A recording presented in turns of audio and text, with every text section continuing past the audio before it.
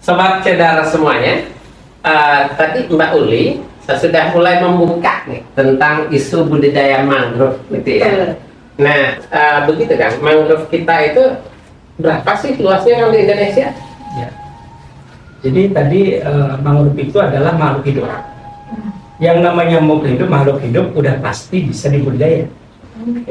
Ya. Nah ini luasan mangrove di Indonesia itu menurut peta mangrove nasional dari 2023 yang dikeluarkan oleh dulu KLHK. Nah ini adalah sekitar 3 juta hektar. 3 juta hektar. 3 juta hektar itu setara lapangan bola atau bagaimana? Jadi kalau lapangan bola itu kan katakanlah 1 hektar, berarti ada 3 juta lapangan bola. Wow, gitu. Yang rusaknya berapa kan? Nah ini menurut data itu yang rusak sekitar 700.000 hektar. Artinya setara dengan lapangan bola berapa? Ya, 700.000 lapangan bola. Jadi setara dengan Bayangkan, gitu ya. kerusakan mangrove setara dengan 700.000 lapangan bola. Ya, Wow. ya, siapa yang mau mainnya itu di lapangan. Saya yang baik saja belum main apalagi rusak. Ya. Tapi kenapa Pak banyak yang rusak itu? Nah ini memang ada berbagai penyebab kerusakan. Salah satunya adalah alih fungsi dari ekosistem mangrove ya menjadi penggunaan lain. Ya. Rusaknya seperti apa kan? Jadi di data mangrove nasional tahun 2023 itu disebutkan alih fungsi yang paling besar 84% menjadi tambak. Oh, jadi kebanyakan mangrove beralih fungsi jadi tambak. Apakah itu bisa diperbaiki lagi? Ya.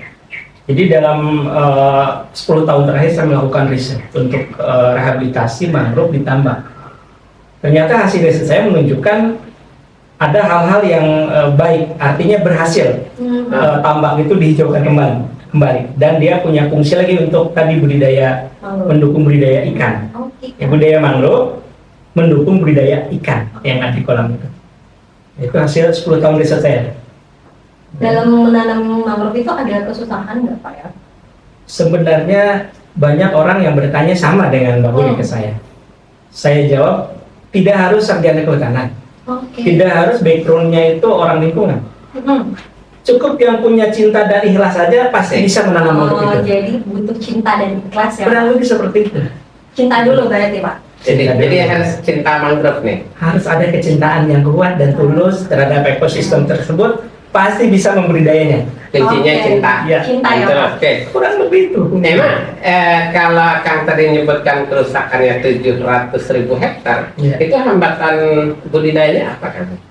Nah ini yang memang jadi hambatan sekarang adalah pertama ketersediaan benih.